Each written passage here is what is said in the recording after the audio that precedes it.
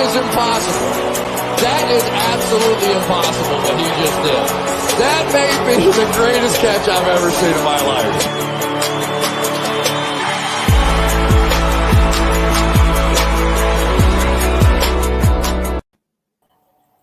Good morning. Welcome. Another edition of the Destination Fantasy Podcast. Yours truly, Jamar, here with my brother Deshaun. How you doing this morning? I feel pretty good, bro. How about yourself? Hey, I can't complain. Cannot complain at all. Man, dude, it's been a whirlwind of moves in free agency. It has not disappointed at all. I mean, between when we started last Sunday till now, boy, I mean, let's get into it because one of the biggest fish actually, came off the board yesterday. That was Kenny Golladay to the Giants. Like, what's your initial thoughts on this, man? Man, I love it. I love it. It gives them a true outside, vertical threat at that. Jamar, like Kenny Golladay, whenever he's healthy, he is very, very good. He is very, very good. And he is within like those top 20 area of wide receivers that you want to definitely grab. So, couple that in with like the mix with like Saquon and, Danny Dimes. And like we said offline a little bit, this is like do or die for like Danny Dimes right here, man. Like, so they go and add a true number one in Kenny Golladay. So, I'm gonna need to see more out of this guy. You and I both expected him to take a nice leap, and again, Saquon Barkley was injured, so like that does kind of one-dimensionalize the offense there. They didn't have like a true running back, but Kenny Golladay brings that extra element in which it will keep the defense honest. I love this pick, Jamar. Man, so I'm writing this down. So Danny Dimes, this is his weapons, right? so we got Saquon in the backfield. Mm-hmm. We got Kenny G as the wide receiver one.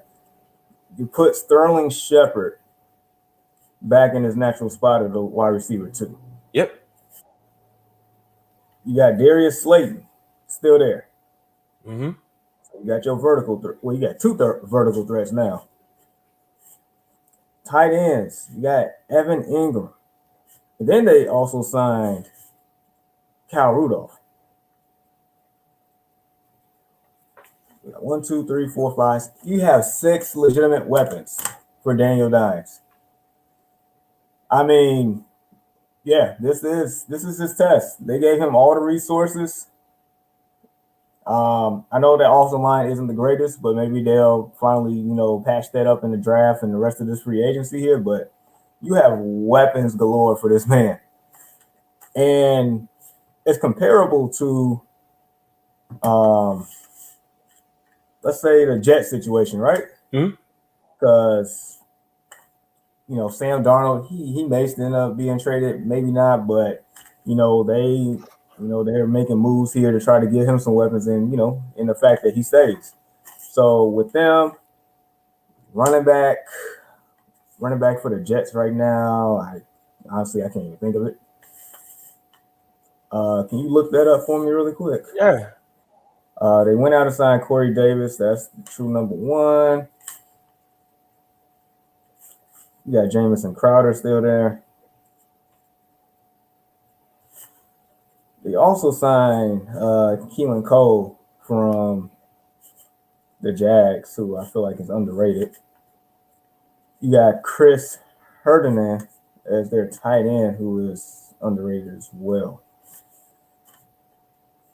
So, I mean, they definitely, added some pass catches there for Sam Darnold as well. I know last year the running back was Frank Gore? Yep. So it's looking like Ty Johnson. Who actually, I think at one point in time for fantasy purposes, he was serviceable. He was definitely relevant for like a stretch of a couple of weeks. But that's who they got lined up as like the starter at this moment. Okay. But again, that may be subject to change. Right. There's still plenty of backs out there. There's still the draft. I mean, these rosters are not complete, but it just seems like the New York teams it's just saying that the New York teams are definitely trying to, give these guys, opportunities here to succeed. It's like, I don't know, something must have clicked in their heads. Mhm. So, kudos to them. Unlike my team, we'll get into that later. So yeah, man. Kenny Galladay. Really quick, what is your quick ranking on Kenny Galladay here? Quick ranking. If I mean, just not even know how the offense is going to move, I would just automatically assume him anywhere between, like maybe 14 to like 16, just at this moment right now. Coming off of an injury, we don't know how he will look. We need to see a little bit more how like the offense is. But you and I both know he has potential to be a top 12 wide receiver, Jamar. So I mean, he can possibly become a legitimate, wide receiver one on anyone's fantasy team. But definitely, if you pick him up as a wide receiver too, you definitely won't regret that. Not at all, man. Not at all. So, last season he was injury plagued. Yep. The year before that, he actually did finish in the top 10 for wide receivers. So, Giants definitely did great things with this one. My Bears came in second on the totem pole for the Kenny G sweepstakes. So, man, that seems like a reoccurring thing. Second place for the Bears as this free agency has went on, man. That's crazy. Yeah, man. So yeah, another thing on the list. Your boy returned to the Steelers, man. You as a Steelers fan, how do you feel? I feel pretty good about it. I'm just going to go ahead and flat out and say it. I do not think that Juju Smith-Schuster is a true wide receiver one on like a real life basis. I think he is like probably the best complimentary receiver there is, like a top 5 complimentary receiver in like the league. I would definitely like to see Chase Claypool like ascend to that wide receiver one spot. For Juju to take significantly less money, well, not really significantly less, but definitely less than what like a team like Baltimore was willing to pay him. And for him to, just to stay at home, knowing that Big Ben is returning, it definitely shows Juju's like loyalty. Someone of his age, you expect him to just go ahead and chase the money. But he said it, and he said it again that he wants to remain a Steeler. So you definitely got to tip your hat to a guy like that. And with all of that being said, I'm glad he's back. I get that. I do. And knowing his personality, I'm not surprised that he returned. It just seemed like, this is home for him. But from a fantasy perspective, I'm a little disappointed because I was ready to see Deontay Johnson and Chase Claypool take off. Yeah. So now it's like back to the same situation again. Not saying that they all can't, be productive, but it's like it's getting a little crowded again. No, I mean it is, and that's that like 1, 2, 3, musical chair wide receivers that is going to be a stretch where Claypool is going to ball Deontay Johnson, and then Juju is going to go, come in here and there. So no, that would be difficult for like to pick those guys, but still, as it stands right now, I would still think that Juju is probably the safer pick of the three, with Chase Claypool having the highest ceiling by far. And then Deontay Johnson will be definitely a strong wide receiver, like 3 or flex option at this point. Right. So yeah. But honestly, all of this won't mean much unless they shore up the running game to open up the passing game again. Big facts. So we'll see there. Now another team that made a huge splash, and I feel like they took last year personal, in my opinion. And that's GM Bill. Now GM the coach is there's nothing wrong with Bill. Bill Belichick the coach. Nothing wrong there, but GM Bill Belichick, he did something that's not Bill Belichick like. He spent money. He spent a lot of money. He went out, he saw Tom Brady get it done, left his situation, got it done. He's like, okay, I see you. You know what? This is how I'm going to respond. I'm going to go out and get Hunter Henry. I'm going to go out and get Jonnu Smith. I'm going to also go out and get Nelson Aguilar. I'm going to go get Kendrick Bourne. I'm going to re-sign Cam Newton. We're going to run this back. And then on defense, I'm going to go get some other guys. I'm going to go get Jalen Mills. I'm going to go get Judon. Got some guys coming back from opting out. traded for Trent Brown, got him back. When they got Andrews the center, so basically they just revamped. They did a phenomenal job, man. Phenomenal job. What are your thoughts here? Man, dude, you literally took the words right out of my mouth. I did not expect for this to happen. We already know Bill Belichick is a silent type whenever it comes to, handing out his wallet. But man, they did just that. And, you see right there at the bottom, Hunter Henry and Jonnu Smith, two very capable tight ends right there. So what I would like to see going forward is for them to open up that 2 tight end set, kind of more so like what they did with Gronk and Aaron Hernandez.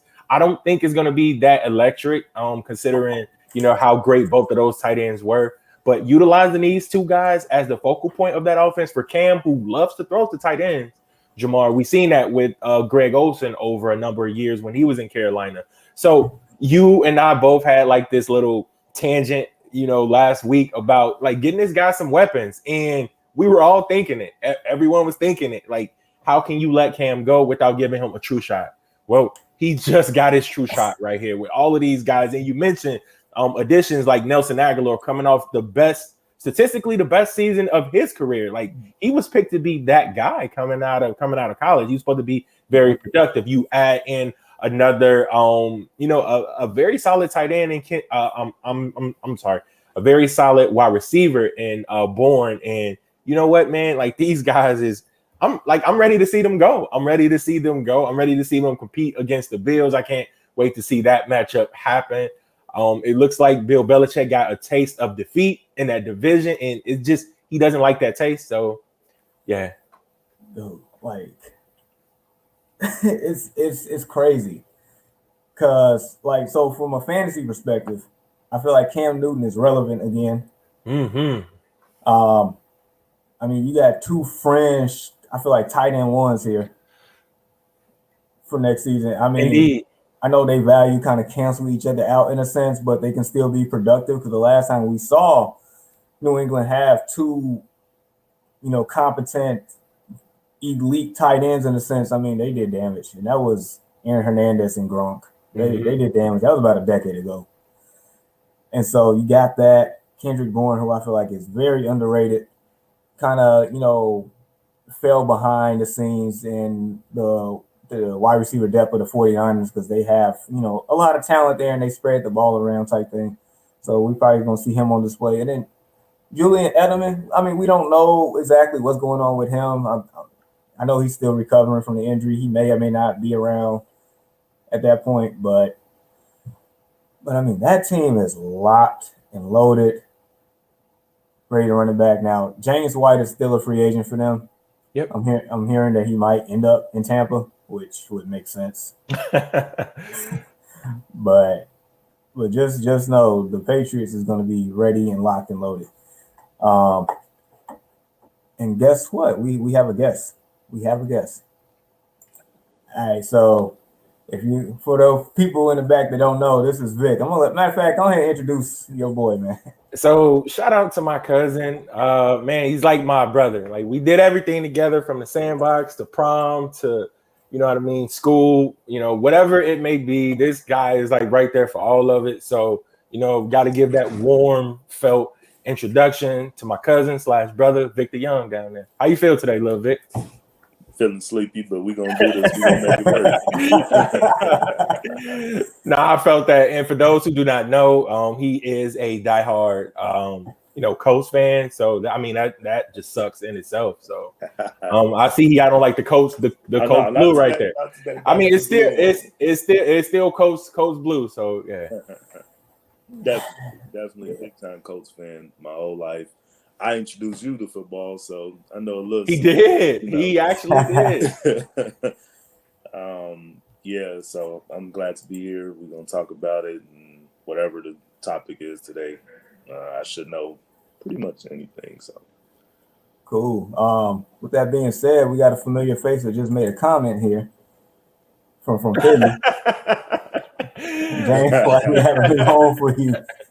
He's trying to recruit your boy to Tampa there. So, oh man. But yeah, we were just talking about the Bill Belichick, the GM, putting all these moves in this offseason, man, which is unprecedented of him because he don't like spending money.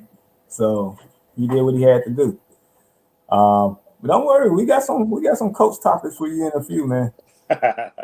But Bring 'em on, man. I'm willing for all criticism. We gonna. all right, so we're gonna stay in the division here because this one right here, Will Fuller to the Dolphins. Like that's another young quarterback that they're trying to surround him with weapons here. So Tua. So what we got running back right now is what, Myles Gaskin, if I'm not mistaken. Yep.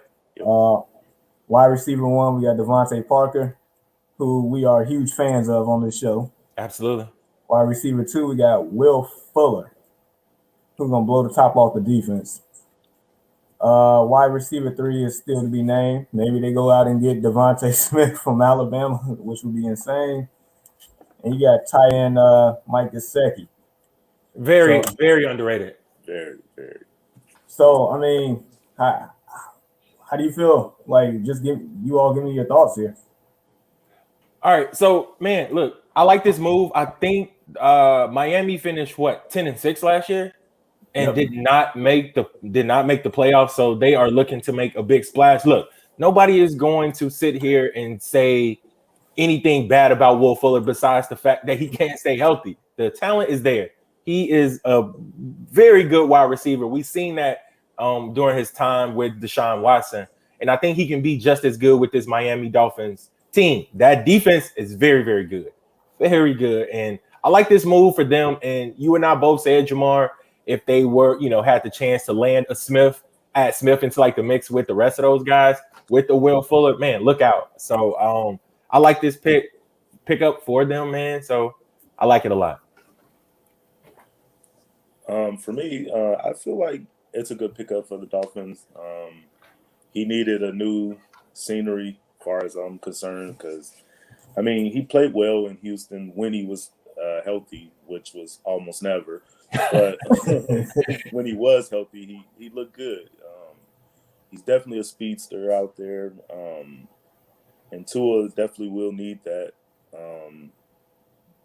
I think it'll work out pretty good for him. With all the rest of the guys and talent they have there, he should be able to progress into that next level. Hopefully, I have him in my dynasty league in fantasy football, so I need to see him do good. Matter of fact, speaking of dynasty, I'm gonna pivot here because, like, lately for me personally, that's the one thing I haven't really tried, and I'm like to the point where I want to like heavily invest in. And I know you've been doing dynasty for quite a while now, so yeah.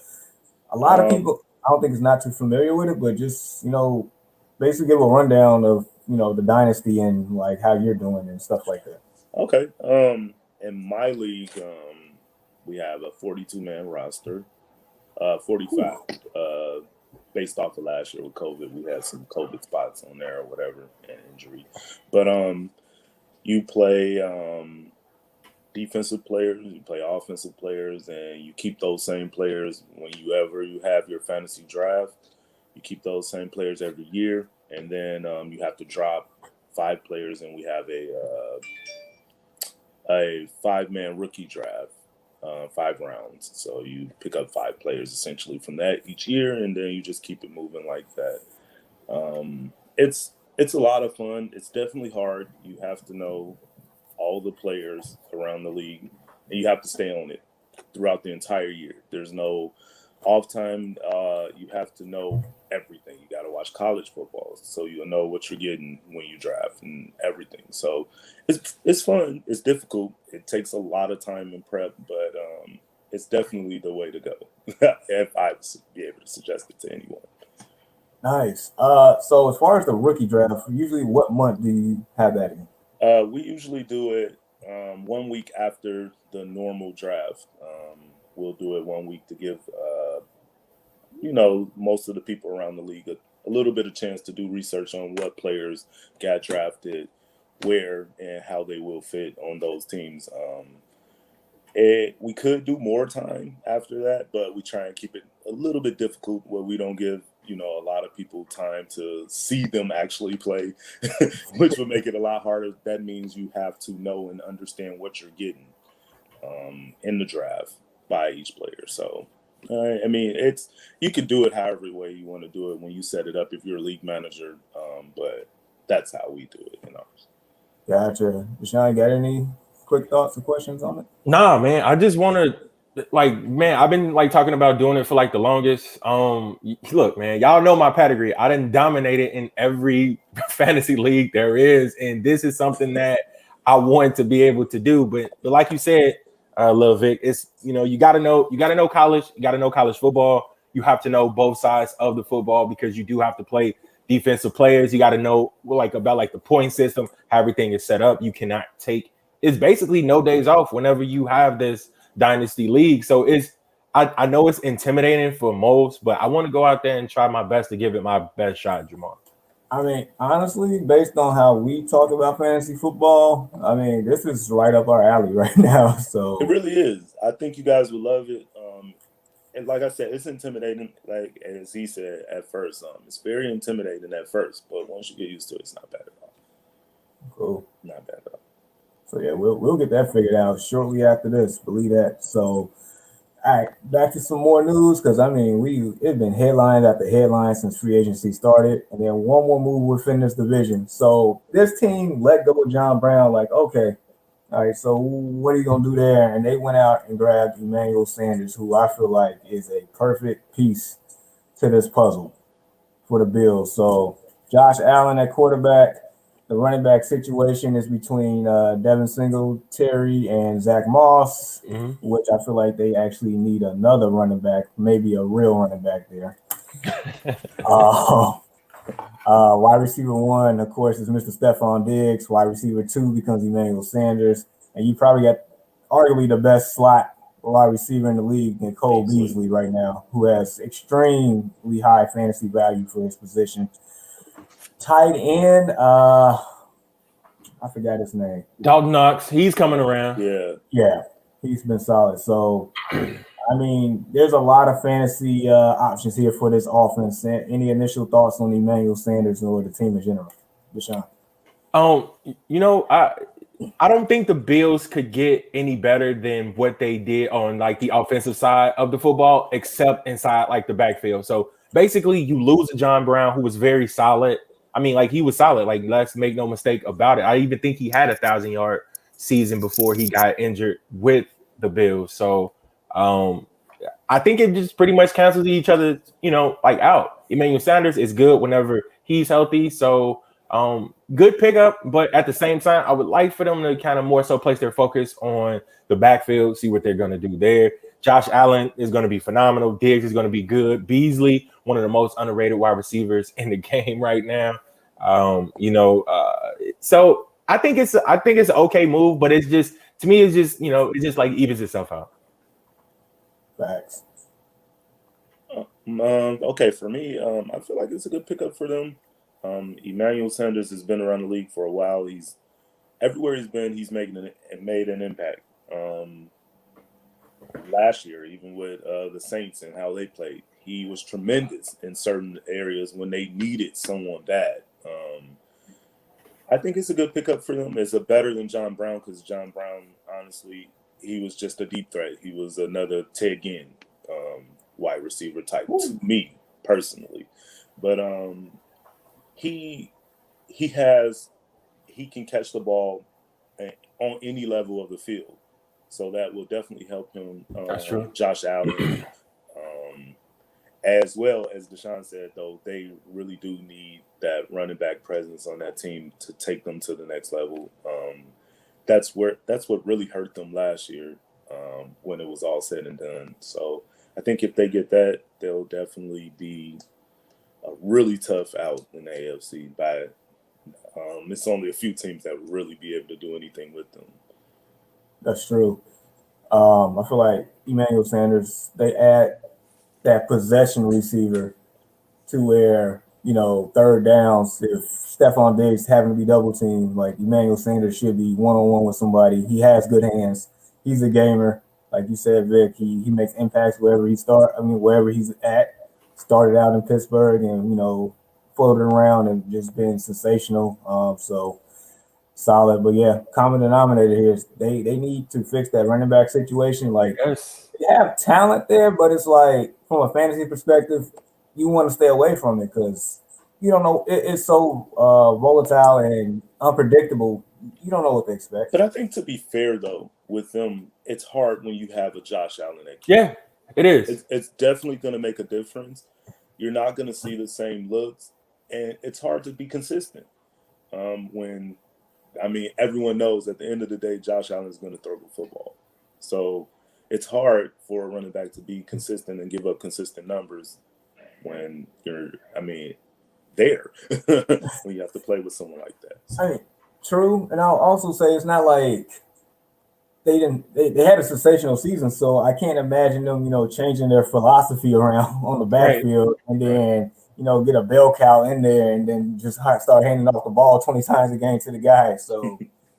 So I guess that right now, expect this team to be pass heavy like they have been and Josh Allen centered. So yeah, Josh Allen is probably going to be like the third or fourth quarterback off the board this year. So, all right. So another team like this one here, like, kind of wowed me because it like just took their ceiling to a whole nother level.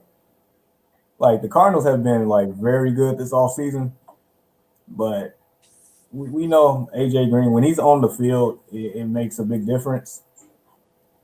The thing is when he's on the field. But we're looking at Kyler Murray at quarterback, Chase Edmonds at running back, DeAndre Hopkins, Christian Kirk, Larry Fitzgerald, if he's still playing or not. He is. He's still going. That old man He's still going. go, man. AJ Green, and then their tight end actually signed somewhere else. So I don't know who's at tight end right now. It's probably a position that needs to be filled. But nevertheless, like, just go ahead and have your thoughts, man, because this is crazy. So, like you said, Jamar, whenever he's on the field, he has been good. Like, we know what AJ Green can do. But the thing about it is, can he return back to those Cincinnati Bengals days? You know what I mean? I'm not sure exactly like how old, AJ Green is. And I know he had a toe and like foot injury that's just kept him sidelined for, multiple weeks at a time, multiple years at a time. So will the real AJ Green stand up and, and like the Cardinals for the Cardinals? I'm not sure. So, and like you said, the ceiling is high because even if he can return to maybe 60% of what he was, it gives them an extra, element because DeAndre Hopkins sometimes is double and triple teamed at times. You know what I mean? So, Christian Kirk, I would like to see him, like step up a little bit more. Larry Fitzgerald, you're going to get what you're going to get with him considering his age. First ballot Hall of Famer, he's going on his way to Canton as soon as it's all said and done. But I do like the pick, but I just really want to see, I'm just going to take the wait and see approach. Can he get back to those Cincinnati Bengals days? I see. Okay. For me, I feel like it's a good pick. Anytime you can get a player that possibly can give you good numbers for a low value, obviously. I don't know exactly what his contract is, but I'm sure it can't be that much. And anytime you can get that type of player that has the potential to do something really well for a low value, you take it. Why not? It ain't gonna hurt you, And then if any of those guys we mentioned beforehand gets injured, he steps in. So it doesn't hurt. It's a great move on their behalf. They're trying to load up to be able to compete with some of the stronger teams in the NFC, and they got some tough teams in that division. So, and within that, you have to be able to go. So I think it's a good move for them. It doesn't hurt at all. No, it doesn't.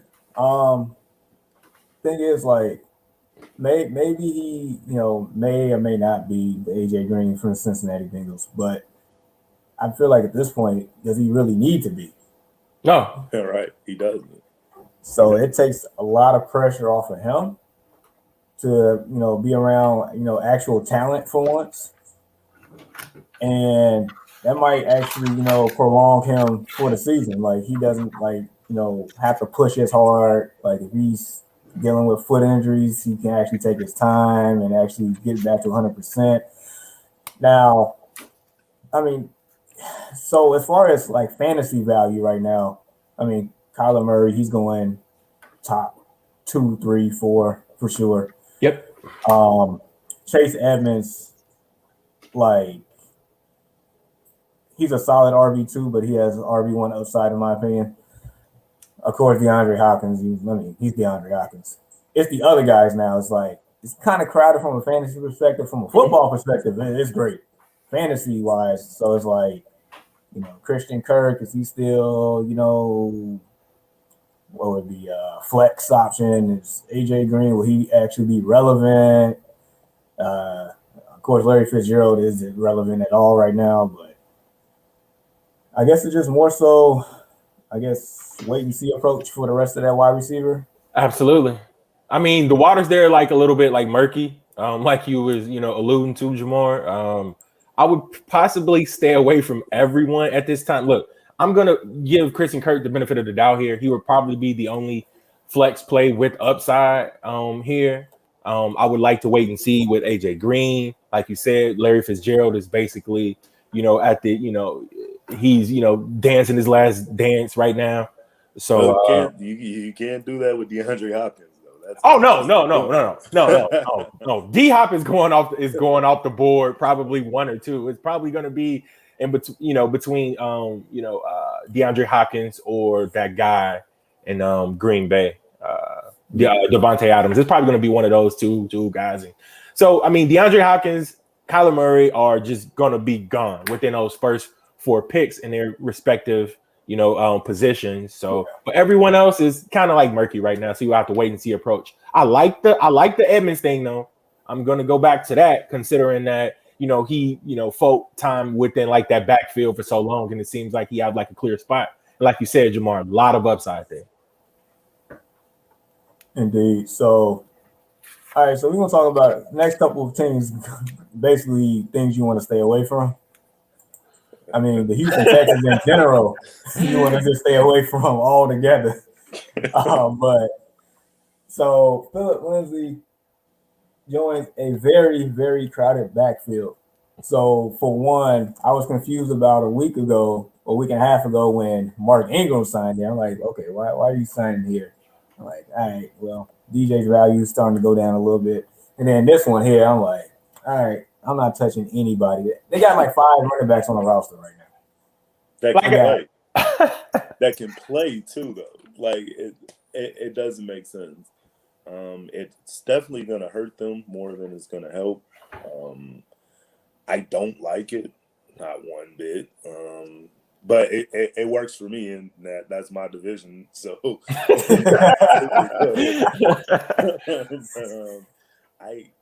I don't like that move, me personally, for them. If I was the Texans GM, I definitely would be crazy to sign that Philip Lindsay after a Mark Ingram and after a David Johnson, because even though all those guys can play, you can't play them all at the same time. You can't. And so you're just wasting money at somewhere else where you need a lot of help in a lot of different areas. And that's the reason why your star player is trying to leave the team, but you're not doing what it takes to help him. So they're going to be in trouble. Speaking nothing but facts. I mean, I would have said the same thing if you wasn't even on the show today. Like, it's like, what you gonna split DJ and Tom Lindsay out wide, like X and Y and Z receivers? Like, come on, man! I just wanted to cartoon school plays and stuff.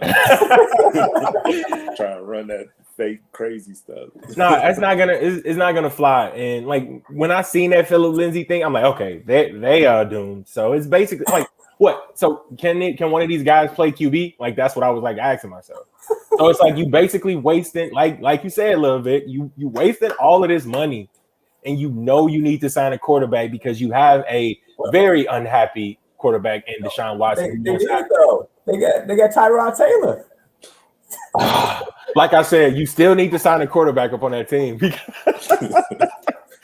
that look, he is the definition of a he's like Alex Smith. You know what I mean? Like you can't hate the guy, but you're never gonna love him. You know what I mean? It's like always a bridesmaid, but never a bride. He would never be a bride inside the league, but he's okay to be a bridesmaid. So. Dang. That's a terrible. That's facts, though. Comparison. I mean, all right. So Houston, we got Deshaun Watson for now, but Tyrod Taylor's lurking right there. You got DJ who restructured his deal to stay, and then you signed Mark Ingram. And then you got Phillip Lindsay, and then you got like 2 other running backs on the roster. You got 5 running backs. Yeah, he should have kept his money, man. Like, for real. For real. Wide receivers, you got Brandon Cook, Kenny Stills. That's about it. Tight ends, they I don't know, man. This team is shot right now. It is done. It is done. Even Chris agrees. Facts. They're done. Both of you all Colts fans are loving this, and I don't blame you one bit. Yep, that's just one team that they ain't got to worry about because the only thing they're gonna do is beat themselves up. Like it's like over and done with. So, and you know, and another team that made some questionable moves outside of my dumb team, King and Drake to the Raiders. Like, I don't understand this from a fantasy point. I'm crushed a little bit because it's like you just gonna like just hold Josh Jacobs back now. Like, what are we doing? I don't get it. I don't get it at all. Thoughts? I'm with you, Jamar, but in the same sense, I think it was a period of time where Jacobs had got injured, right? You know, he said he's happy as a coach. I bet right now, Chris, bro. So it was Jacobs is a great running back. You and I loved him coming out of college, you know what I mean? And we knew he was gonna be great coming into like the league, but at the same time, with his running style, like he's like a bruiser, bro. Like he likes to, hurt people. So I like this pick because it helps preserve him. And Kenyon Drake knows that he's not gonna be the main guy. He's just gonna be a change of pace guy. He's gonna go ahead and make like those like catches, which you and I both said that, man. The only thing that's holding Jacobs back in his full potential is his ability to, catch the football out the backfield. So, what's good, Brandon? How you feel, bro? Morning, Brandon. So it's like I like the pick, like I really do. Keep this young guy fresh, knowing the way how he likes to punish on his way to the end zone, and you get to have a serviceable guy backing him up. So I like it. Not from a fantasy perspective though, because it does cut off Jacobs' like overall ceiling. So okay, I kind of feel the same way. I feel like it definitely will take a little bit off of Jacobs, his stock as far as fantasy goes. But I do feel like he does need that help. He does need to sit some touches. He does need to. They do need what Kenyon Drake can bring in their offense, because they definitely don't always have consistent quarterback play, and sometimes you need that guy to be able to catch out the backfield to bail you out and help you out. So I do think that will help them in their offense. But as far as fantasy goes, I do feel like that will take a little bit away from Jacobs, but he still will have a pretty good year. Yeah, I'm disappointed because like I really like Josh Jacobs as a fantasy running back until this exact point, because his ceiling has always been there. It's always been there for sure, but now this kind of eclipsed it. But I get what you all saying as far as preserving him, because he is a bruiser. He definitely is. And running back's longevity in the league is shot to begin with. So plus it keeps him a little bit more fresh for when he actually does get in, and then he can really lay somebody out. It helps. No, it does. I get it. Another one here. Chris Carson returning to the Seahawks. I mean, He is your prototypical, like if there was a picture of an RB2 in any fantasy football magazine, it'd be Chris Carson. Chris Carson has always been a solid, consistent option, even with him fumbling at one point in time, but he's always there for you. He's always there. Whenever you need some type of consistency, he's been there. And this is honestly probably the best spot for him from a fantasy perspective to just keep his value for at least another year here. So thoughts. Dude, you took the words right out of my mouth. You know, it's like, look, whenever I'm in doubt in a fantasy inside of like a fantasy draft and like my next pick is coming up, and it's like I'm looking through like the running back names. I've already got my RB1 locked down. I'm looking for Chris Carson. Period. no matter where he is, look, this guy has been consistent over 1,000 yards rushing and at least 8 touchdowns. So, like, you know what you're gonna get out of him. Seahawks is still a run-heavy team. He's just the prototypical RB2, and it's like he won't steer you. He will not steer you wrong if you pick him. So, if he's there, and I already got my guy, like, why not? Chris Carson, love it. I don't know. Maybe this is why I've been losing lately. I don't like him. I never liked him. Why? Elaborate. I just feel like in Seattle, and also too, maybe it's partially because he gets hurt a lot, and or he has these weird injuries or sitting out games or something happens. But also too in Seattle, they've always used a lot of different running backs. And also, too, Russell Wilson's going to run the ball. So I try and stay away from anybody on that team. And it could be partially why I haven't done well in a standard PPR league. But, yeah, I don't like him. No, I mean, I don't know. He has times where he's explosive, and then he has times where he can't get 2 yards. I don't know. I don't like him. I mean, I guess that would explain a lot. Because we'll get into your fantasy team here in a few, if the website allows me to do so. We'll see. I haven't played well. I don't know. I haven't put a lot of, and maybe that's my own fault. I haven't put a lot of. It's because of the Dynasty League. I pay attention a lot more to that. So sometimes keeping up with my standard leagues or whatever, it's a little bit more difficult. I put more energy into that, I guess, so to speak. Understood. And then, you know, we got this man cracking up. I mean, I take risk in your league more so, I guess.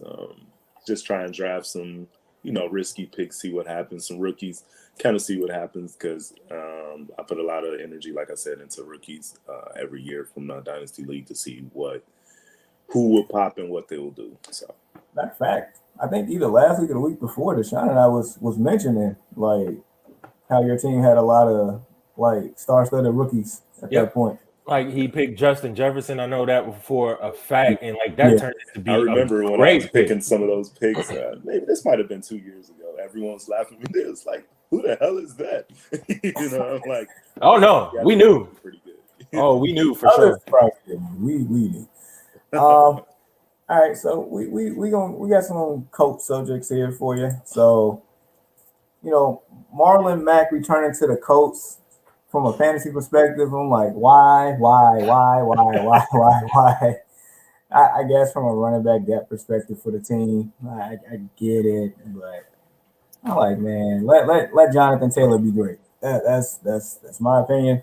But go ahead, Deshaun. Look, dude, like why? Just like you said, look, you already got Nyheim Hines there, who is a great complimentary back to Jonathan Taylor, who in his look. I want him, Vic. I'm sorry. I want Jonathan Taylor this year. I'm letting all of y'all know. He is a flat-out stud. Love what he has done. His ability. Man, he's just gold. But for Marlon Mack to come in, I don't think he'll have any impact as far as, like, fantasy goes. Like, he's just supremely irrelevant. You know what I mean? So it's this pick doesn't do much for me. Like you said, I am on the campaign to, let Jonathan Taylor eat this year. So. Okay. I'm going to say this without being biased. I do like Marlon Mack coming back. But I don't think he will have a lot of upside. Jonathan Taylor, he has been everything they thought he was going to be coming in. He came more. to Wisconsin. He ran very well there, so I wasn't afraid. I didn't understand the pick though when they did pick him because Marlon Mack wasn't. I mean, he was playing well, and so I was like, why would they pick this? We need help in a lot of other places, but he definitely showed me why they picked him, and. Like you said, we do have Hines. He's great. Yes. And coming in when they need him to do so. And also, too, the Colts are a running back committee. They always have been since Edgerrin James. And so they definitely will use Marlon Mack. I don't know how completely, but they will use him. But his fantasy value is 0 for me. Yeah. So. All right, here's my 2 cents. One, Marlon Mack, why? Like the team shows you that they didn't even value you anymore. They went out and drafted Jonathan Taylor. They let it be known that eventually this guy's gonna be the guy, and you're gonna be irrelevant. And that's before you even got your injury that put you out for the season. Right. So, like, why are you back? Like, maybe a security blanket. Maybe he's the only team that offered him something. I don't know, but. Yeah, I feel like he's irrelevant. Jonathan Taylor is definitely, going to be that guy. It took them 3 quarters into the season to let Jonathan Taylor loose. I think they basically told him, like, this backfield is going to be yours, but you got to go out there and prove it. And then during the fantasy playoffs, that man went out and won people a lot of leagues. I know Chris said he dropped them and panicked. And I definitely picked him up in our league, and he catapulted me to the final. I'm sorry, Chris. But yeah, and then last week, we was talking about the sophomore players, and Deshaun, like, we basically had a name game, and he's probably gonna fall between 5 and 7. Yep. As far as just running backs in general off the board in your standard redraft leagues. And I even mentioned that I would even take him over a name like Saquon Barkley, in my opinion, considering that Saquon has not been up on the field like that. So, and I think I even went out to say that he was going to finish as a top 5 back. So yeah. I think I'm going to stay true to that. And the reason I'm saying this, fellas, is because, look, man, like you said, Jamar, like, they unleashed him late. They didn't give him the keys to the backfield until late in the season. And when he took over, boy, did he take over. I'm sitting there watching this game, even like the game when, like the Steelers barely beat the Colts. Had to throw that in there a little bit. But dude, like, this dude is good. Like, I love seeing him run the football, and he's just like one of those young people that's gonna come off the board super early, just like a Justin Jefferson. So, yeah. So, our weekly counterpart here, Wayne. Good morning, man. My dog, salute, brother. What's up, man? Dude, we got to get you on here. My arch nemesis. Your arch nemesis. we like to go back and forth about Colts and Patriots all the time. So. Oh, snap. Then we got Chris that said you can't have him. I got to fix my mistake. Look, I already made it be known I am going out for him. And since I know, since I lost basically inside that league, I was like the sorriest team in it. There is a silver lining in that dark cloud in which I know where I'm going to pick. So I kind of know how I'm going to like lay the card so I can be able to pick this guy up. So hopefully he'll be a part of my team next year, Chris. So stay away from him, bro.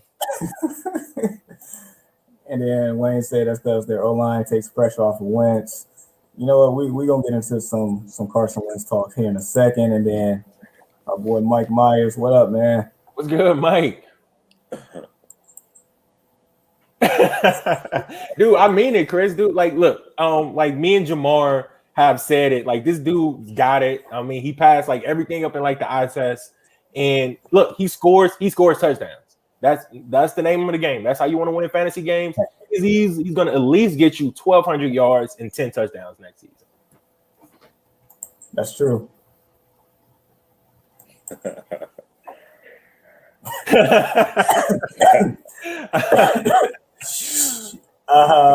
Pending. plead the fifth.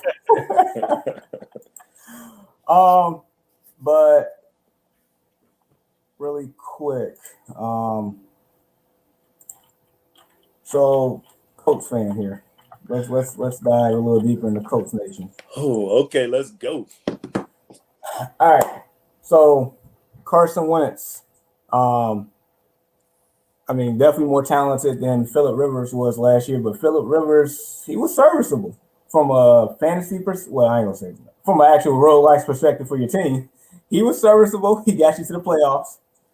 I mean, he was on the coattails of that defense and that running game. He didn't throw you the losing pick six like he always does, but you got Carson Wentz. Okay. I'll let you have it. Go ahead. But what's your thoughts on Carson Wentz, man? Me first? Yeah. Oh, this okay. is you. I don't like it. Oh, wow. But I do think it will help us. But I've never liked Wentz ever. I thought he was overrated when he was in Philly. I thought he was overrated when he had a good season in Philly. That one good season he had in Philly. I do think that he will be better than Phillip Rivers was. And I think that only because it'll be his first year in the system, but it's not him playing with a new coach. He's already played with this guy when he was in Philly, so he understands what he wants him to do. And he's going to be playing behind a pretty good offensive line, one of the best in the league. And then he's got a good running back there. Now, will he be able to get those wide receivers the ball? We need a little help at wide receiver. We're not really technically that strong at that position. So, will he be able to do that? Probably, maybe, possibly. I don't know because he's Carson Wentz. And also, too, will he stay healthy? That's another thing. You never know what you're going to get with him when it comes to being healthy. So I did not like the pick for those reasons because he hasn't shown that he can play a full season without getting hurt. Well, maybe he has at some point. I don't know. I've never liked him, so I've never really followed him a lot. But I don't like it, me personally. Wow. Apparently, Wayne agrees with you. Like, don't get why they hype Wentz up so much. And then Chris was like, I'm going to be his biggest fan, though. I mean, see, here's the thing. Like, you all got a quarterback that has upside. There definitely has some negative things like leadership and other stuff and injuries. I get it, but there's still upside with the guy. I know, Deshaun, you didn't write him off yet. Rightfully so. 28 years old, the prime of his career right now, and he has probably the best support system around him between the coach that believes in him, the running game, and the defense. The defense will always keep you in games. You just got to make sure he doesn't turn the ball over. So I get it. See, never mind. I'm not about to go into my team, but hold up. let me go ahead because that was what I was about to allude to, Jamar. So look, check this out. So things could be worse. Little Vic, Colts Nation, Chris, all you guys who are just diehard Colts fans. It could be worse. You could have Andy Dalton. You could have Andy freaking Dalton. So you're getting a quarterback who has played on the championship team. Now, although I'm not as far as like the hype. I get it, but he still led them there during like the course of that season. And again, I'm not saying that he's a top 10 quarterback. I'm not even saying, look, the potential is there. That defense was borderline elite, was it not? That run game was basically 1-2-3 as far as like 1-2 punches with Nyheim Hines and Taylor there. So with everything that's being said, that offensive line, Victor, you worried about him getting injured? That O-line is solid, bro. It is very good. Like soft, man. I get it, but what more can you want from a quarterback than all those things that's going? He said you're gonna get injured on the bench. So what is more so like those things that you would want from a quarterback coming into a new system? You even said it, Jamar. He has a coach that believes in him, a defense that's gonna play hard for him, a run game that's gonna keep him fresh, and an O-line that's gonna stop him from getting injured. I like this pick because, in my opinion, he's a tough quarterback. and he has proven to be serviceable under center. That's all you need right now for you guys to remain relevant. The Colts will win that division. All right, I hope so. I think partially part of it why I'm so tough on QBs because my entire time being a Colts fan, we always, for the 90% of the time, we had a solid QB. Which I know nothing of, but continue. We had Peyton Manning and we had Andrew Luck. So I didn't have to ever worry about that. So now with Phillip Rivers coming in last year, I didn't like it. I never liked Phillip Rivers. He was always terrible to me. That's my opinion. But I thought he got a lot of hype because he threw the 6'5" guys across the board. Who can't do that? I can go out and do that right now. If you throw it up to a 6'5" guy, everybody on your team is 6'5" and above. How can you not get them the ball? So I felt like he was overrated. But that was my personal opinion. And then behind Wentz, I feel like he's always injured. So that scares me because I'm used to longevity with my QB on my team. So. All right. So really quick, this guy here, free agent. He had a subpar season last year, and I think that's just more so due to Phillip Rivers being a quarterback who loves to spread the ball around, who loves to dump it off the running backs. That's why Nyheim Hines probably fantasy stock rose up significantly, amongst other things. But T.Y. Hilton has been the number one target for the Colts for a few years since the 2012. Yep, since Andrew Luck days, basically. And so, I mean, the Colts, I'm hearing they're trying to get the guy back. I mean, other teams definitely can use him. I know my team can. The Chiefs, amongst other teams. So, I mean, do you want him back in that royal blue? Absolutely. I like T.Y. Hilton. I like what he brings to the game. Do I feel like he's always a legit number one wide receiver? No. But I do like what he can do. Now, the thing is, can that QB get him the ball in the spots that he needs? Because sometimes, even though he's a speedster, he has trouble getting separation in one-on-one routes across certain levels of the field. Now, down the field, he's dangerous. But in your number one receiver, you need him to go out and be that guy. When you need to catch the ball at any point in the game, you need him to be that guy. Now, can T.Y. Hilton always do that on a smaller level, on a quick slant, on a 10 and in and 10 and out? Can he do that? Not always. But down the field, he's dangerous at all times. So you have to sometimes double him, sometimes depending on who how your defense is set up. So do I feel like they need to bring in something else? Absolutely, to help him out. And then maybe he will progress and be a little bit better behind the rest of the wide receivers there. You got Antonio Brown still out there. You got Sammy Watkins still out there.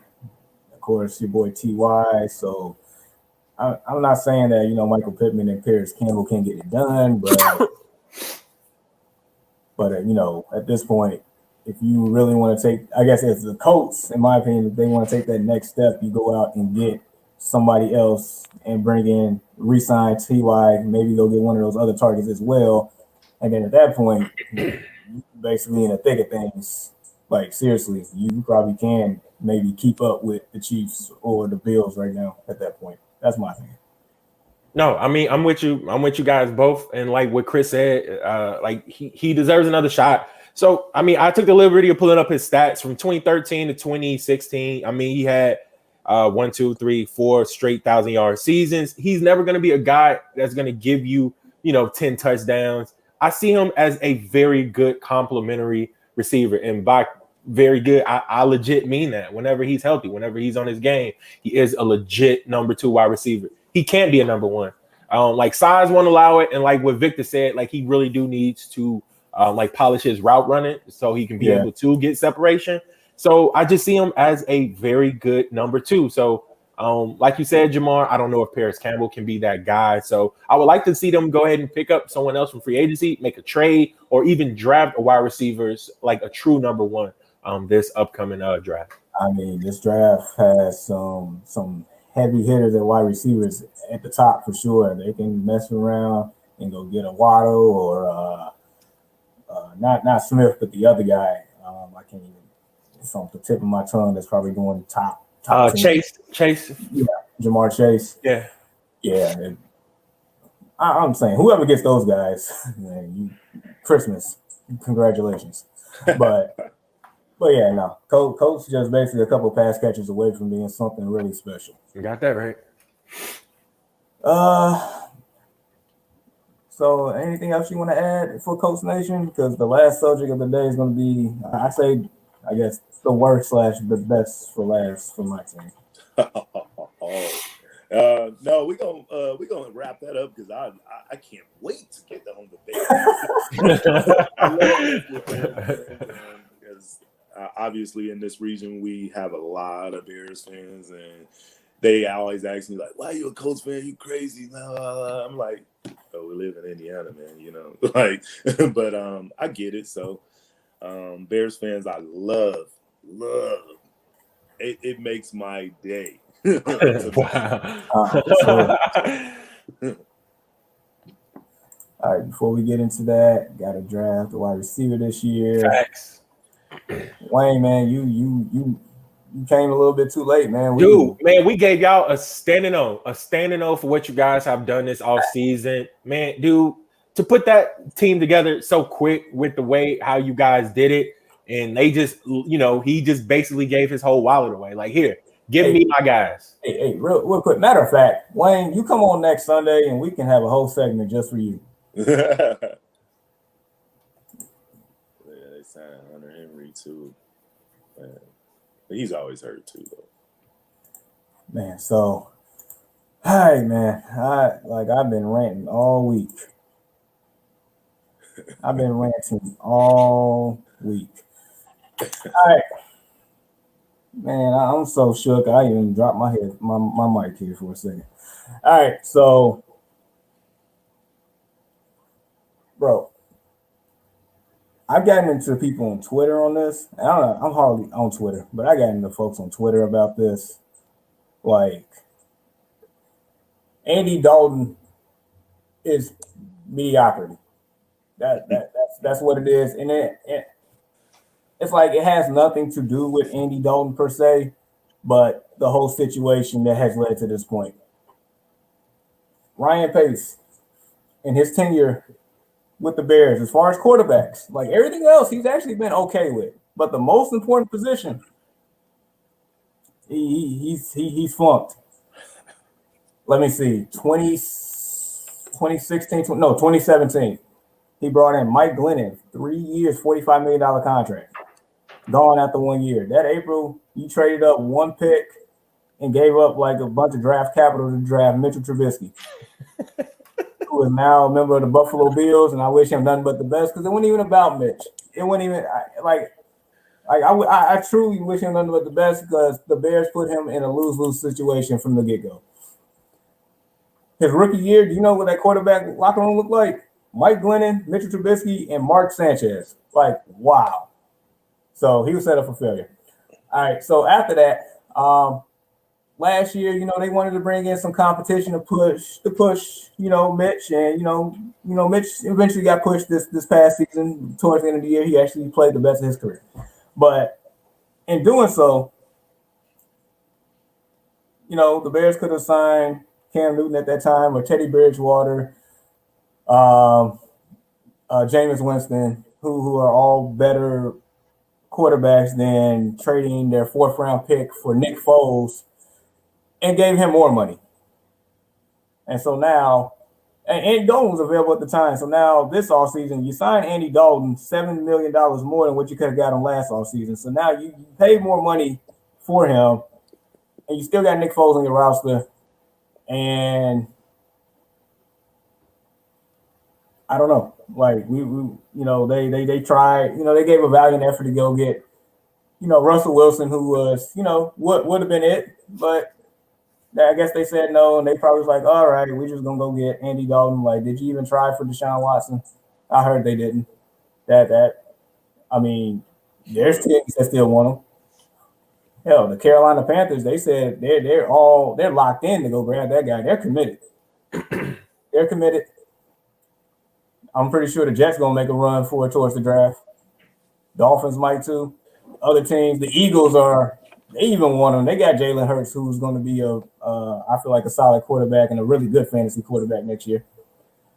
So I guess my team is, Ryan Pace and them boys. They like, well, I guess I'm gonna just, bet my job on Andy Bleeping Dolphin to save my job. Dude, there's like 8 comments here that I haven't even checked. And so I mean, what? It's funny to see the first one is a bunch of cracking up faces.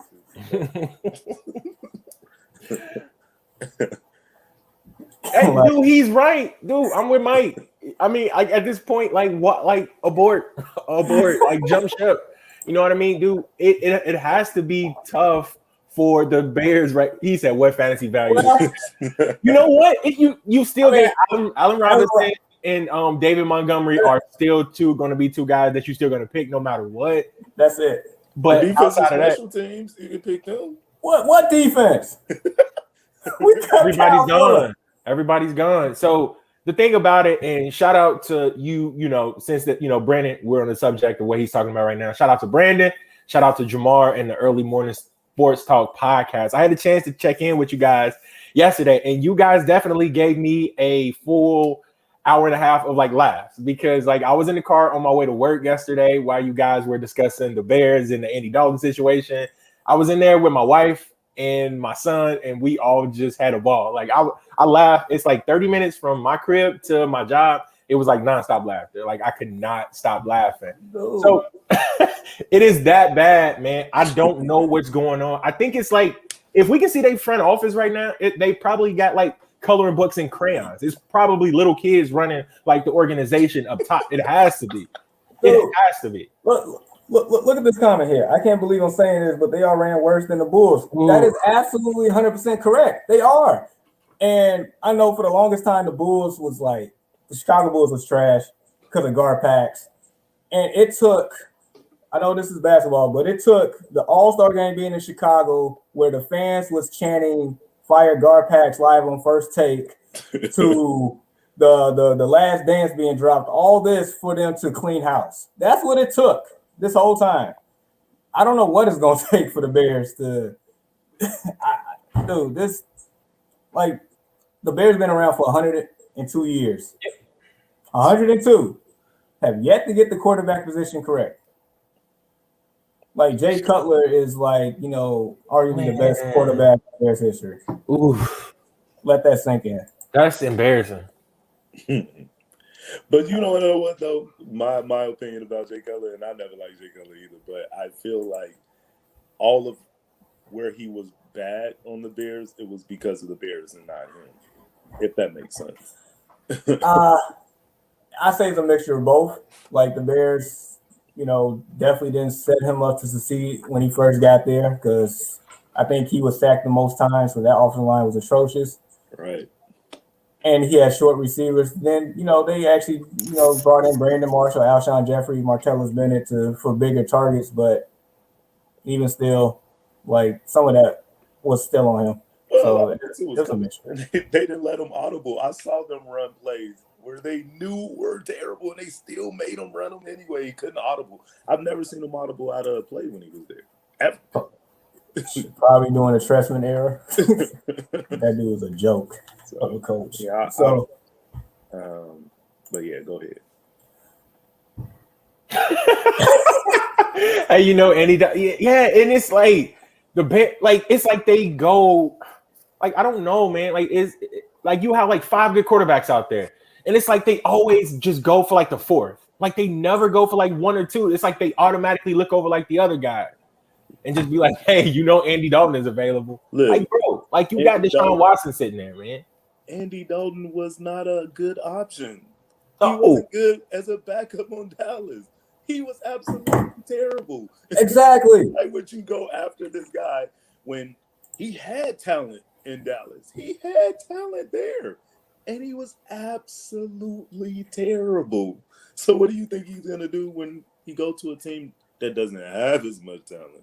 Not only that, they assured him that he was going to be the starter day one. They assured it to him before he got there. Like, Dude, what a joke. What a he said joke, it man. so, Yeah, they would so have been better off confident. taking Trubisky, honestly, my opinion. I know, seriously. They would I would have rather ran it back. Run it back one more time with Trubisky if we was gonna settle for this. Like I said, Deshaun Watson, you didn't even try for that. He made it known multiple times he don't want to be there. I would have rather them try to go after Derek Carr because he's definitely a better option right now who's possibly available.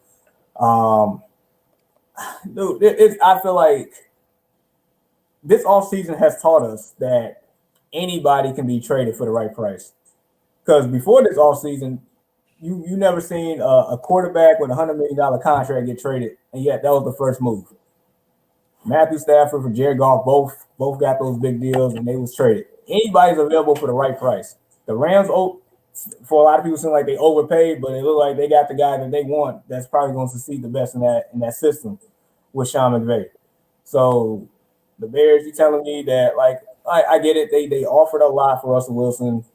They said that he will not be traded at this time, and so you just settle for mediocrity. Andy Dalton, who has not won a single playoff game, who he showed flashes back in his prime of he could be solid, but Dude, have you ever thought his nickname is the Red Rifle, dude? Like, oh my gosh, bro! And like, that's who's gonna be on the center for you guys, man. Like, that's gonna be on the. Like, I don't understand. Do they do this on purpose? Yeah, he said he'd rather have Jamarcus Russell. Oh, man. Dude, he is Jamar, the Red Rifle. Is that not the worst nickname in football right now? Like, and this the guy who you got playing up under center? Like, come on, dude. Like, you can definitely do better than it. Like you said, Derek Carr, even Jameis Winston. I'd rather have Jameis Winston still in crab legs in Chicago than have the Red Rifle under center. I'm with you. Absolutely. And this comment here from Mike Myers, if they traded for Watson, they should have been fired immediately for overspending on the guy. Here's the thing. I feel like you do what you got to do to get the guy that's going to get your guy. You do what you got to do. This is a quarterback-driven league. If you don't have a quarterback, you are irrelevant. My team has everything but a quarterback, and we suck. That's just what it is. For me, I feel like if you have the opportunity to get a franchise QB, a complete difference maker at that position, you do what you got to do. Go all in. You're not going to always – that opportunity isn't always going to be there. So if you have the opportunity to do that with them trades rather than draft, because draft, you don't always know what you're going to get there either. But in trade, I would definitely do it if I had the opportunity to do so. Yeah, if it makes sense, though. You can't get crazy. Well, behind that. In this situation, they could have had the guy. They're like, and this is another thing that really upsets me. Like, I can see them not taking Mahomes at that time because that's understandable. But to take a quarterback who only started 13 games in his career to a guy that won a national championship against Alabama, who was a proven commodity, that's inexcusable. And so, yeah, I agree with it. They should have drafted him without a doubt. And if it were me and I was the GM, coming from a sports fan base that always complains that we never had a QB ever, your chance to actually do so and get one, and you decide to go with Andy Dalton, he's got to know his job is going to be on the hot seat. I mean, there's no other way around it. If they don't perform well with Andy Dalton, me as a team president, you're gone. Or an owner, you're gone. It's over. Like, there's no coming back from that. Because, like I said, the fan base always complains. We have never, ever had a good QB. So why wouldn't you give that to them? And then if we lose, then we lost with that good QB that you guys wanted. So, dude, no, you're right. You're right. Out of all these years, Jamar said they've been around for 102 years, and you guys just have not got this right. Dude, take their jobs immediately. Take them, put somebody in place who can be able to make this big market team relevant again. It's Chi-Town, baby. You know what I mean? It's that fan base will eat you alive if you do not do the right things. You know what I mean? So it's man, y'all remember off of like what was that when like dude was like punching the air You know what I mean? Was that off of Boys in the Hood? That's basically how Bears fans feel right now. As soon as they saw that Andy Dalton's name was like that. So it's I can't like fathom. Like, Dude, I really cannot. I laughed so hard, man, because all week all I heard was the Bears might get Russell Wilson, might get him, and I'm sitting there laughing, talking to him. I was like, man, listen, y'all not gonna get Russell Wilson. Y'all know how your team is. Y'all complain about it every year. So to think that the Bears are actually gonna sign Russell Wilson, I'm like, y'all crazy. So then I heard a ding come from the other room in the other break room at work. I went and looked, and everybody's face just dropped immediately and said, "Oh my God, are you kidding me?" It was the funniest thing ever. It was Andy Dalton. I bet. Let me address this. Maybe it's the owners that's the issue, and that's why they can't find a quarterback. I'm gonna say this for the record. I honestly feel like the Chicago Bears ownership and organization are allergic to black quarterbacks. There's been plenty of times where that has been a better option than what they chose to, I guess, take or sign or whatever. And this last off season and this off season, and even the draft has I feel like that has proved that. I don't know what else, because there's no logic behind it at all. Excuse me 1 second. There's no logic. I don't understand. Like last offseason, Cam Newton would have been a better option at the time. Teddy Bridgewater, Deshaun Watson right now. I know they tried out the Russell Wilson, supposedly. Could have drafted Deshaun Watson at the time. It's not adding up, man. And I've heard a lot of older fans say the same thing over the years. So that's how I feel. If that's the case, man, like that sucks. It really does. And I hate to think that, in today's day and age, like you still have to bring that topic up. But I mean, maybe it's true. I mean, maybe it does have some like legs to it. But I just look, my dad is a diehard Bears fan. So that was the team that actually that was like the very first team that I actually saw play. You know what I mean? So hopefully they can get, like the situation right. Or I mean, your other option is, you got to play with the rusty rifle, Jamar. So the rusty rifle. I mean that's what it is. And I hate to even bring that up, but it's I feel like I don't have any other alternative or option here.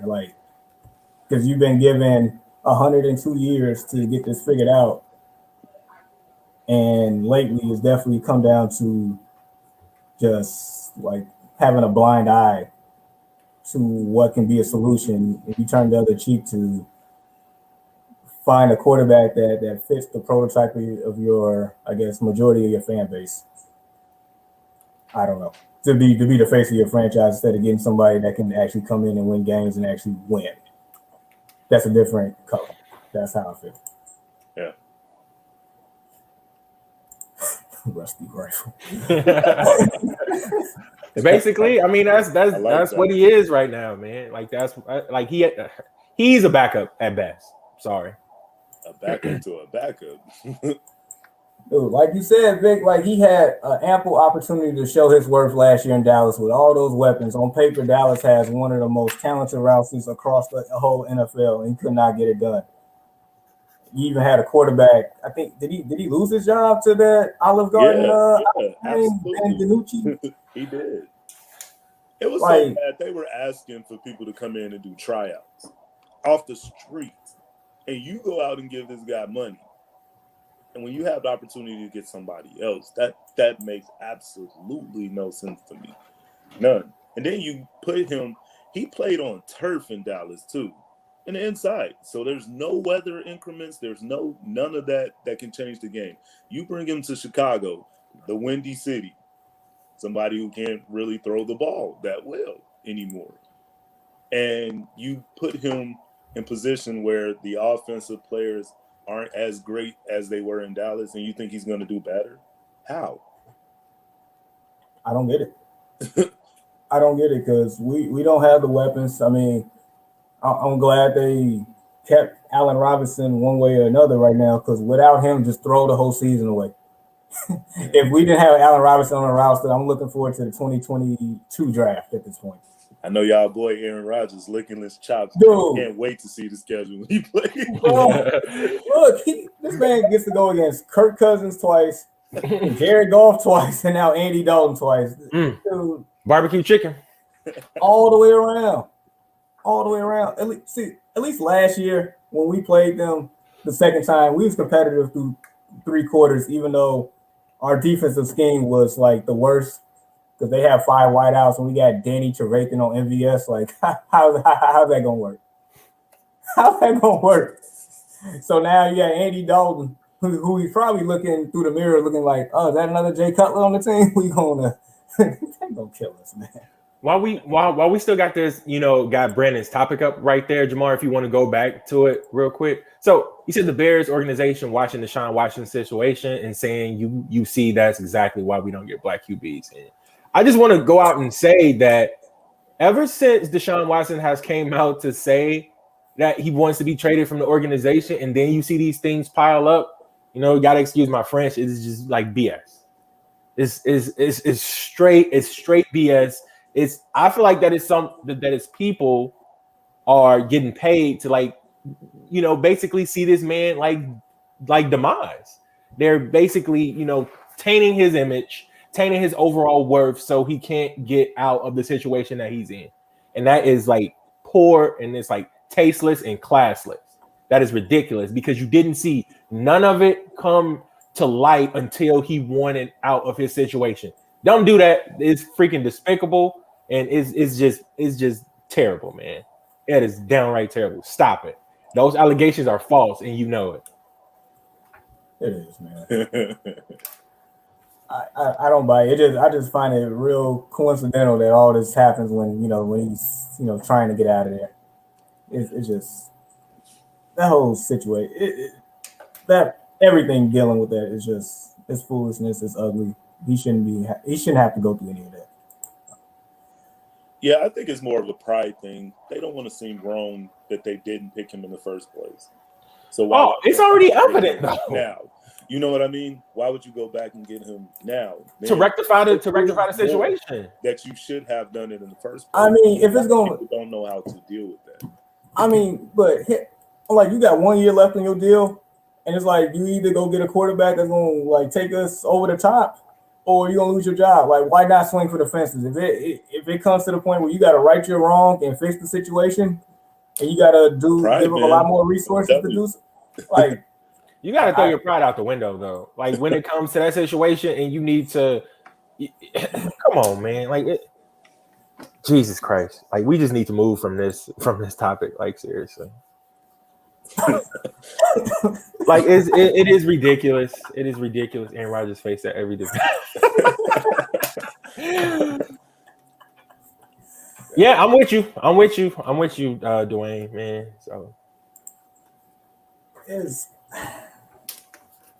I don't know, man. I know I've been teasing at the fact of, jumping ship, but man, I mean, they giving me every reason to do so. Like why? I'm even asking myself, why am I still a fan of a team that can't get right for a lot of reasons that appears to be racist at the most important position as well? Well, the thing is, in football, somebody has to suck, and it just so happened it has to be them. For you, everybody can't win. You have to have somebody that's going to be bad, and that's just the case. It's really? You guys' turn this year. Really? That's how you feel? you can leave, sir. You can leave.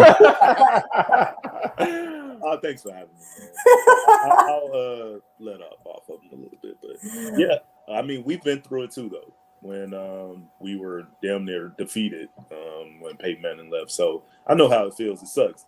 And for them, it's kind of them doing it to themselves, though.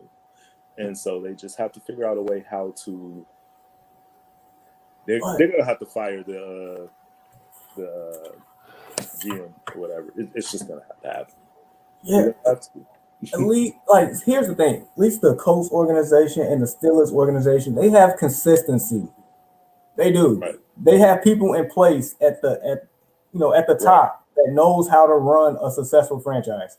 Right. Hence, your team is always relevant, always for the most part. And Steelers got what, 6 Super Bowls in their lifetime, right? Yep. Like, outside of the '85 Bears, which is arguably one of the best teams of all time, like, and that was defense oriented all the way, and Right. Walter Payton. That's it. Walter Payton and defense. Outside of that, it's like we can't get right. And I think that's the ownership. Between the ownership and the president and everybody, it starts at the very top. And I wish he sold the team. I really do. And like you said, Jamar, that was 85. 85. Dude, we weren't even born yet. So it's like the thing about that is like 2006. Then that was based off of defense. Special teams. Yeah. Devin Hester and Brian Urlacher. Right. And so they have had spurts up and down. It's like an up and down thing with them. They're down for a few years, then they come back and play really well defense, but it's something holding them back. And usually it's because I find with teams that's either loaded on one of the other. It's either defensive, you're loaded, or offense. Rex Gross. And somehow you got to find that balance across the team. So I feel like what happens with them, they load up on defense, then forget about the offense. They have no money left over for the offense, which then, I mean, everyone knows defense wins games, but you do need some offense too. It's very difficult to win without being able to score on offense. Exactly. Part of it. Especially in this day and age, like, 15 years ago when we got to the Super Bowl, like, at that time, you can, get away with a good defense because the points per game was a lot lower. Nowadays, you can't. Right. You have to score. It flipped. It switched gears. That's why the quarterback position is so crucial right now. If you can't get a quarterback that can throw the ball downfield, extend plays, make plays for you, keep the opposing defense honest, like, if you can't put up points, if you can't put up at least 24 points a game, it's like you're done. You're cooked. Yeah. We're cooked. Right. Andy Dalton is not the savior. Andy Dalton, was never the savior, not even in Cincinnati. So why is he here now at the age of, I don't even know how old he is, 33? I don't know. He's irrelevant. Nah, y'all pass Cook, bro. Y'all serve. Silver platter, too. Dude. I mean, if you look at it just across the board from how the numbers work, you have a team probably with a better defense that gives up the least. Oh, my God. He said Tevin Campbell.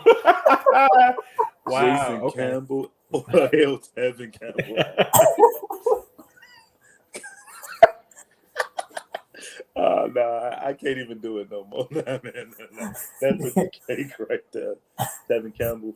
But no, defense, even if the best defense is giving up 17 points a game, more than likely that team, if the Bears had Super Bowl aspirations and they were that team to give up 17 points a game throughout the season, more than likely whoever they play in the Super Bowl is capable of scoring more than 17 points. That's why they're there.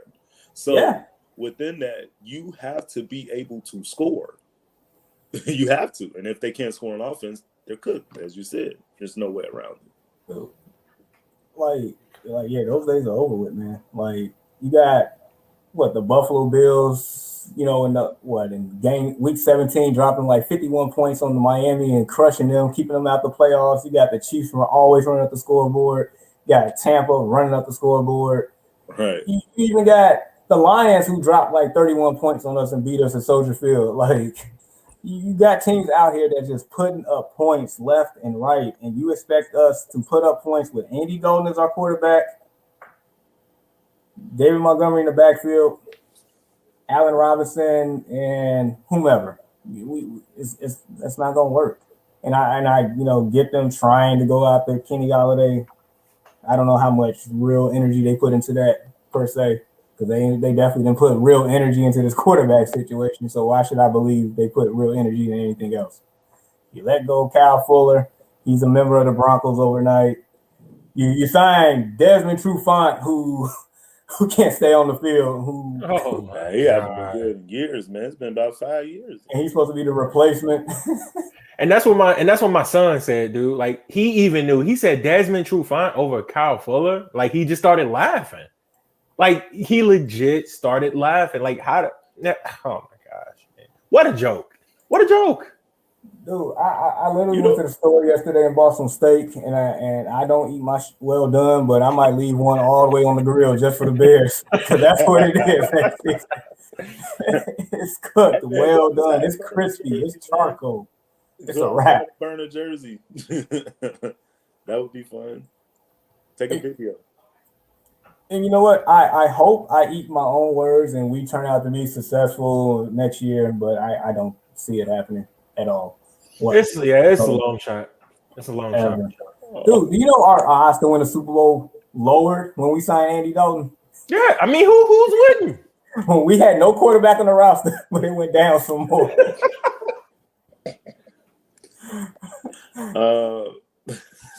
That's messed up. He's a backup. I'm sorry. He is a backup. I got a chance to see this guy play. I mean, for a very long time in my own division, and it's just funny how he turns the ball over and like the look on his face when he does so, like it's somebody else's fault. No, bro, it's yours. Okay, it's yours. So it's he is a backup at best, and I get it. He's only 33 years old, so he does have the time to turn it around. But I'm sorry, the glass is more so half empty than half full. Around. Ain't nothing to turn around. Dude, I'm just trying to speak a little bit of life into this. Man. Hey man, what if he played well though? Then we all look crazy. I mean, then that's great. Yes, I would rather look crazy. Me talking about this right now, I would rather look crazy and sit here and say, you know what, Andy Dalton, he's not that bad. You know, he actually had some good years in Cincinnati. You know, we got Allen Robinson. We got a running game. We can actually, keep up with the Packers. Like, no, stop it. Yeah, hold up. I'm looking for Tevin Campbell's number right now. I mean, I think also too, what the Bears need to understand from an organization standpoint is where every other great team, if you look at it, they always say we have to win the division first to be able to make the playoffs. And if you know what you're up against in an Aaron Rodgers, why wouldn't you do what you need to do to counter that? Behind that, Andy Dalton isn't the answer up against an Aaron Rodgers. I don't care. Like, it just doesn't make sense. That's not going to put you over the top. It's just not. At all. Like, Aaron Rodgers has been the bar in the NFC North. So you have to go get a quarterback that can compete against that. Right. And so Cutler wasn't the answer. You gave him ample time. I get it. He wasn't the answer. He had potential, but wasn't the answer. Trubisky, I guess they saw something in him. He definitely wasn't the answer. And so, Russell Wilson, that would have been the answer. Deshaun Watson, that would have been the answer. I mean, even Derek Carr with the right pieces could compete with that Packers team right now. But you expect me to sit here and say that we can compete with them, with Andy Dalton? I mean, because winning the division is the fastest way to the Super Bowl. You have to win that to get there. But how do you expect to make a run in the playoffs if you're going to be the third best team in your division? That's what it's looking like. Matter of fact, no, we're going to be the worst. I'm sorry. Because I would even rather have, and I don't even like saying this, empty calorie Kirk Cousins. I'd rather have empty calorie Kirk Cousins as my quarterback right now instead of Andy Dalton. Jared Goff, I would rather have him, and I'm not the highest on him by any means, but he's a more competent, accomplished quarterback than Andy Dalton. At least he won playoff games. He know what a Super Bowl looks like. And like Andy Dalton, you had AJ Green for the longest time and couldn't get anything done. And AJ Green was like a lot more talented guys than what we've had in a long time at his height, at his peak. Even though I'll take Allen Robinson now, but I'm just saying in general, you have Andy Dalton and AJ Green for that longest time and couldn't get anything done. So I don't know, man. I didn't expect this podcast to be this long today. I didn't, but I'm glad that. Wow. This man, Dwayne said, man, Allen Iverson could be the answer. I mean, Allen Iverson was an impressive quarterback back in the day, so I'll take him over Andy Dalton right now. Oh my gosh. But But yeah, man, I'm done with my rant. I had to let that out. But yeah, my team's cooked for the foreseeable future. I'm not even looking forward to the draft because they're going to do some more stupid stuff. They probably trade all their draft picks to trade up to get Mac Jones. So, Oh wow, Mac Jones pretty good. I like him. He's better than Andy Dalton. I'll tell you that. you might be right, but all right. So just the other bit of things, and then we will say sayonara here. So, all right. So giveaway, we're still doing that. So stay tuned. I have a lot more news in the next 2 weeks. So probably by April, we'll have more insight on that. And then also, we have a Destination Fantasy Football League. So if you want to join that, stay tuned for that. Deshaun, hold on, wait a minute. And then this last comment here, they're going to draft the kick in the first round. I wouldn't be surprised, man. And 9 running backs. That's straight Ryan Pace moves right there. All right, so Deshaun, where can they find us? Man, they can find us on Apple Pod, Pandora, Spotify, Amazon Music, everywhere where you can find a podcast. And right now we are streaming live on Facebook as well as YouTube. So definitely when you go into like the YouTube side of things, definitely make sure you check us out, thumbs up, sub up, do all of that good stuff. And as always, we really appreciate this love and support that we are getting from the show. We truly appreciate it. And, with that being said, Vic, man, we appreciate you from coming in today, giving your insight upon, Coach Nation, Brandon Price, my man Wayne, all of you guys, Mike, Chris, we appreciate you all. My little bro Piggy, all of y'all, man. Thank you. Thanks for having me. Whenever you guys want to have me ever again, I'm usually available if I'm not working, but even if I'm working, I'm probably available then. He ain't lying. Have me again. I'm down to talk football at any time. And also, too, you guys should definitely put a lot of more energy into getting into that Dynasty Football League. You guys love it. I'll give you the information on that after the show is over. Definitely want to do that. That'll cheer me up right now. So we'll talk about that. So, all right. So thank you all again for our guest Vic, my brother Deshaun. Well, both of you, my bros. I'm Jamar. We will see you all next week. Hopefully, we have Dwayne on so he can talk some Patriots football at that point. But till then, peace.